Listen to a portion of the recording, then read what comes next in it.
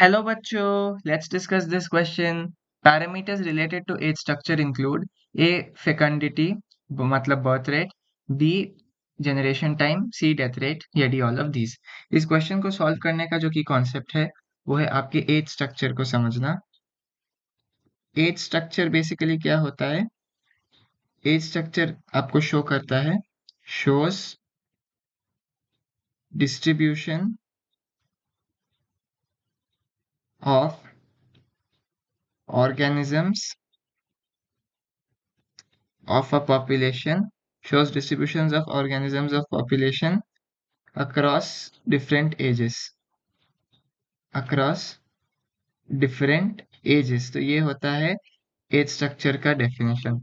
अभी अगर हम इसके कुछ फैक्टर्स को देखें, फैक्टर्स अफेक्टिंग एज स्ट्रक्चर, पहले आप कह सकते हो बर्थ रेट, क्योंकि जितना ज्यादा बर्थ रेट होगा उतना ही ज्यादा यंग इंडिविजुअल्स होंगे initially at least. As high birth rate is as high birth rate corresponds to large number of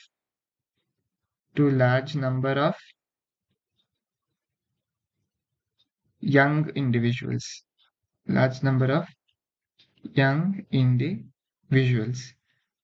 और एक हम कह सकते हैं डेथ रेट. तो ये जो डेथ रेट है यहाँ पर वो कैसा होता है? डेथ रेट कंट्रोल करेगा नंबर ऑफ ओल्ड ऑर्गेनिजम्स को. Death rate controls number of old individuals. मतलब अगर डेथ रेट हाई होगा तो नंबर ऑफ ओल्ड इंडिविजुअल्स कम होंगे, अगर डेथ रेट कम होगा तो number of old individuals relatively थोड़ा ज्यादा होगा. और लास्टली है हमारा generation time. Basically generation time से हमको क्या पता चलेगा कि कौन से एज ग्रुप में कितनी देर तक वो ऑर्गेनिजम्स रह रहे हैं. तो जनरेशन टाइम बेसिकली क्या होता है? एवरेज टाइम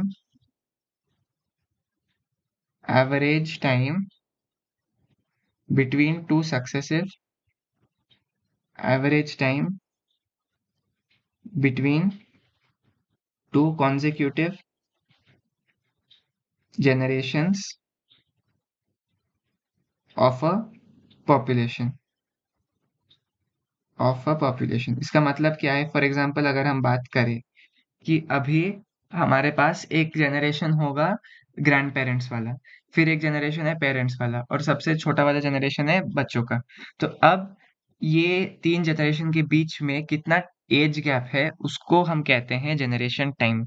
तो जनरेशन टाइम डिफाइन करता है कि कौन से एज में किस ग्रुप में उसको रखा जाता है. तो जनरेशन टाइम के कारण भी हमारे एज स्ट्रक्चर्स वेरी करते हैं, क्योंकि अगर जनरेशन टाइम बहुत ज्यादा हुआ तो फिर अक्यूमुलेशन ऑफ ऑर्गेनिजम्स एक पर्टिकुलर स्ट्रेटा में ज्यादा होगा. लेकिन अगर जनरेशन टाइम कम हुआ तो थोड़ा और यूनिफॉर्म डिस्ट्रीब्यूशन दिख सकता है. तो इसीलिए जनरेशन टाइम भी एक फैक्टर हो जाता है. तो हमको बस पूछा गया था कि एज स्ट्रक्चर को डिटरमाइन करने का कौन से फैक्टर्स होते हैं. हमने देखा birth rate, death rate and generation time. तो चलिए वापस से ऑप्शंस देखते हैं. ए ऑप्शन कहता है बर्थ रेट, ठीक है. बी ऑप्शन कहता है जनरेशन टाइम, ठीक है. सी ऑप्शन कहता है death rate. So the correct option to this question is option D, all of these. Hope you have understood it well. All the best.